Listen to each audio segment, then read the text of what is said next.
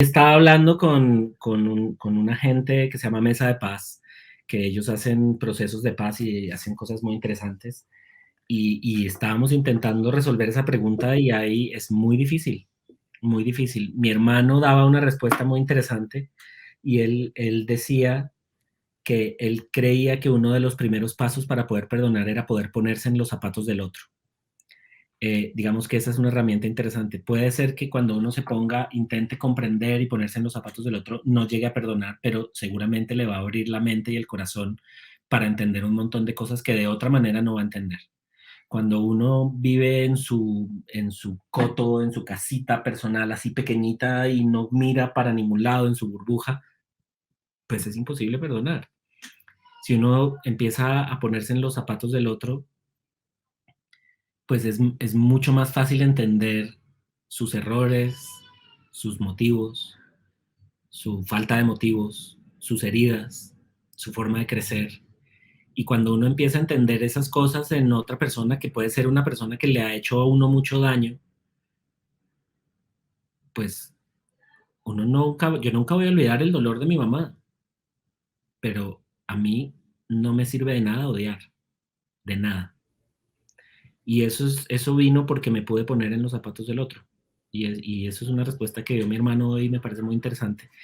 Pero hay muchos otros elementos que se necesitan para poder perdonar, yo creo.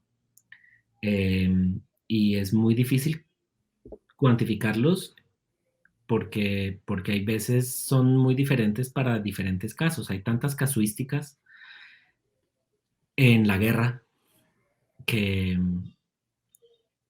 primero que todo, no todas las víctimas, ni siquiera ninguna víctima está obligada a perdonar. Nadie estamos obligados a perdonar. Yo sé que perdonar es algo que lo libera a uno, pero la gente tiene que encontrar su propio camino. Y yo como he dicho en otras entrevistas, yo no sé si,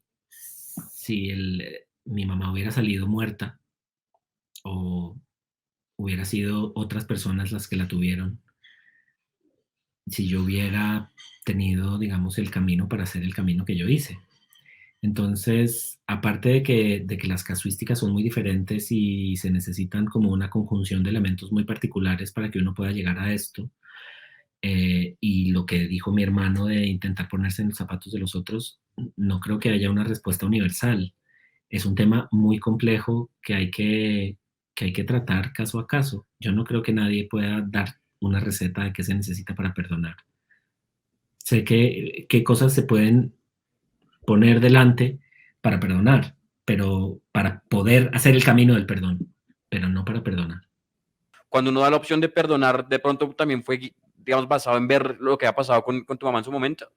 Sí, claro, claro, obviamente, sí. Yo no hubiera podido dar la opción de perdonar si yo no hubiera entendido la vida que mi mamá tuvo durante su secuestro y por qué ella perdonó.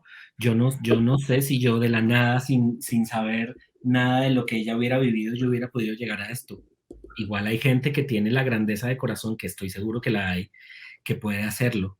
Yo no hubiera podido. Me hizo falta conocer profundamente cuáles eran las circunstancias de mi mamá durante su secuestro y la relación que ella tuvo con la gente que estuvo con ella, con la gente que la custodió y, y qué pensaba ella y qué sentía ella y qué vivió ella para yo poder llegar a este lugar.